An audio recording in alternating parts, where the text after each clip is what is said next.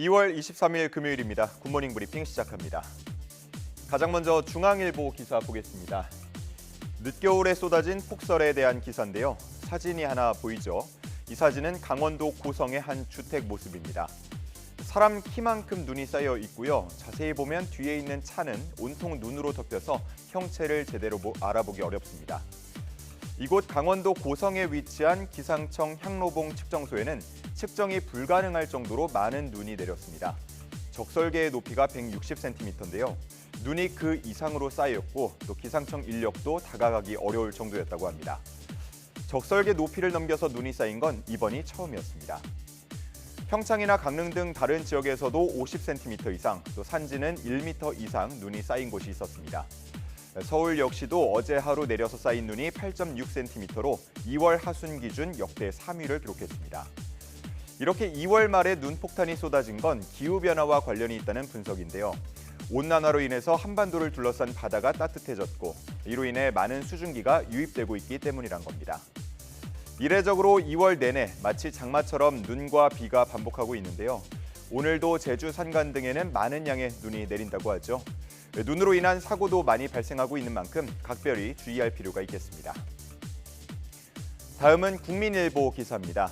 통계청이 어제 발간한 국민 삶의 질 보고서에 따르면 2022년 한국인의 삶의 만족도는 10점 만점에 6.5점으로 나타났습니다. 코로나19 팬데믹 기간 동안 6점까지 하락했다가 이후에 다시 회복세를 보이면서 점수가 소폭 올랐습니다.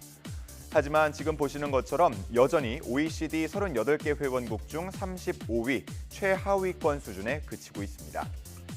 우리나라보다 삶의 만족도가 낮은 국가는 그리스와 콜롬비아, 튀르키예뿐입니다. 한편 월 소득을 기준으로 봤을 때 돈을 적게 벌수록 삶의 만족도는 낮아지고 있는 걸로 나타났습니다. 또 고령 인구의 삶의 질을 나타내는 여러 지표는 나빠지고 있었는데요. 전체 노인 가운데 혼자 사는 노인이 21%를 차지했고 이 독거 노인 증가 속도가 고령화 속도보다 더 빠른 것으로 나타났습니다. 그리고 고령층의 빈곤도 심각했는데요. 중위소득에 미치지 못하는 가구의 비율이 40%에 가까웠습니다. 이 밖에도 국민 삶의 질 보고서에는 비만율, 주택 임대료 비율, 범죄 피해율, 산재 사망률 등 19개 지표가 악화하고 있는 것으로 나타났습니다. 다음 조선일보 기사입니다. 쓰레기 매립장 먹튀라는 강렬한 제목의 기사입니다. 그 아래 사진도 한 장 있는데요. 경북 성주 산단의 안에 있는 쓰레기 매립장의 모습입니다. 흙을 덮는 복토 과정이 이루어지지 않고 있는 모습 확인할 수 있습니다. 이곳은 2013년부터 2026년까지 산업 폐기물과 성주군 일대 일반 쓰레기를 묻는 조건으로 허가를 받은 곳인데요. 그런데 전국에서 쓰레기를 닥치는 대로 끌어와서 매립을 하더니 결국 지난 2017년 이미 전체 면적의 97%를 채우게 됐습니다. 문제는 매립장 업주가 이후에 부도를 내고 달아났다는 점인데요. 이후 침출수와 악취 문제로 민원이 이어졌고 결국 성주군이 세금을 들여서 작년부터 매립장을 정리하고 있습니다.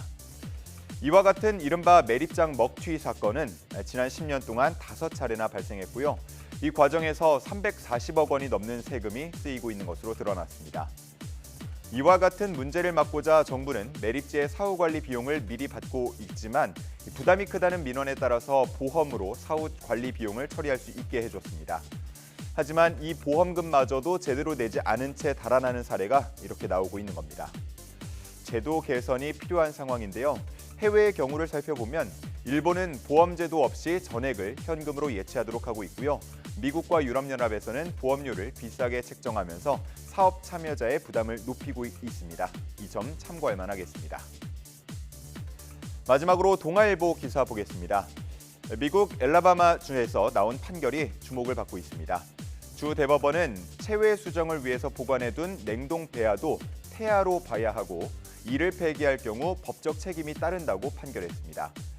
다시 말해 태어나지 않은 아이도 아이라는 건데요.